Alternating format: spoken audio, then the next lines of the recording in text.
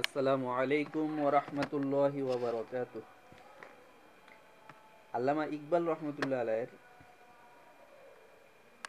শেষ জীবনে, তার জীবনের শেষের দিকে তার জীবনের সর্বশ্রেষ্ঠ কীর্তি ও সর্বশ্রেষ্ঠ কিতাব, যেটার বাংলা অনুবাদ করা হয়েছে, নাম দেওয়া হয়েছে ইসলামে ধর্মীয় চিন্তার পুনর্গঠন।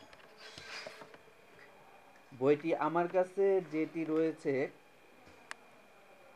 আমার হাতে যেটি রয়েছে, মল্লিক ব্রাদার্স, কলকাতা থেকে প্রকাশিত, ৫৫ college street road, Kolkata, Mallick brothers. এটার অনুবাদ করেছেন শেখ ইলাহি বক্স।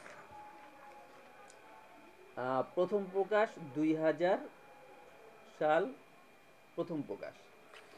আর আমি আপনাদেরকে যেই বইটা দেখাচ্ছি, এটা আমাদের ইসলামিক ফাউন্ডেশন বের করেছে। এই যে আপনারা দেখতে পাচ্ছেন, ইসলামের ধর্মীয় চিন্তার পুনর্গঠন, ডক্টর মোহাম্মদ ইকবাল। এটির অনুবাদ করেছেন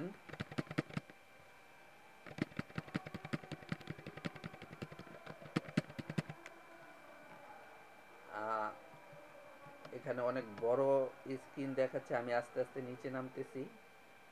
আপনারা দেখতে পাচ্ছেন ইসলামের ধর্মীয় চিন্তার পুনর্গঠন।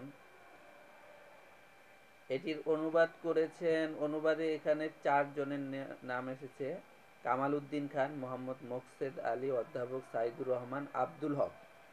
সম্পাদনা, অনুবাদ সম্পাদনা করেছেন অধ্যক্ষ ইব্রাহিম খান।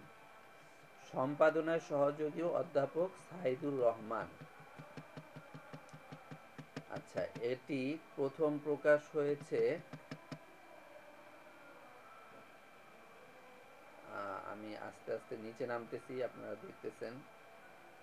এটি স্ক্যান কপি, বইটির স্ক্যান কপি। ইসলামিক ফাউন্ডেশন বাংলাদেশের পক্ষে, ইসলামী সাংস্কৃতিক কেন্দ্র, ঢাকা। মানে ইসলামিক ফাউন্ডেশনের অনেক আগের বইগুলি এই ইসলামিক সাংস্কৃতিক কেন্দ্র, ঢাকা এই নামে প্রকাশিত হতো। তো দেখুন এখানে ইসলামিক ফাউন্ডেশন প্রকাশনা ৪৪২। অনেক ইসলামিক ফাউন্ডেশন অনেক আগের এটি বই। প্রথম প্রকাশ হলো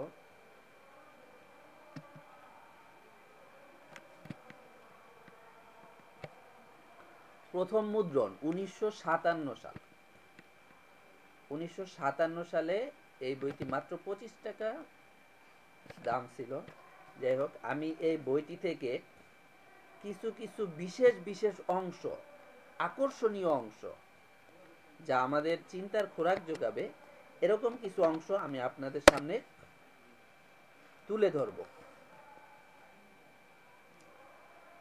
আজকে আমি যে অংশটি তুলে ধরব, আমি স্ক্রিনে এখানে ভিডিও করে দেখাচ্ছি আপনাদেরকে, আমি নিজেও পাঠ করে শোনাবো আপনাদেরকে।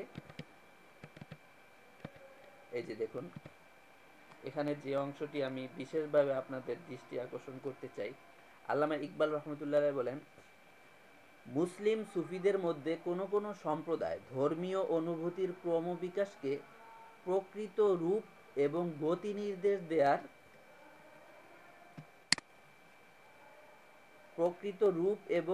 নির্দেশ দেওয়ার ব্যাপারে যথেষ্ট কাজ করে গেছেন, কিন্তু তাদের পরবর্তীরা আধুনিক মন সম্বন্ধে অবজ্ঞার দরুন বর্তমানকালের চিন্তা ভাবনা ও অভিজ্ঞতাবলী থেকে কোনো নতুন প্রেরণা লাভে সম্পূর্ণ অক্ষম রয়ে গেছেন।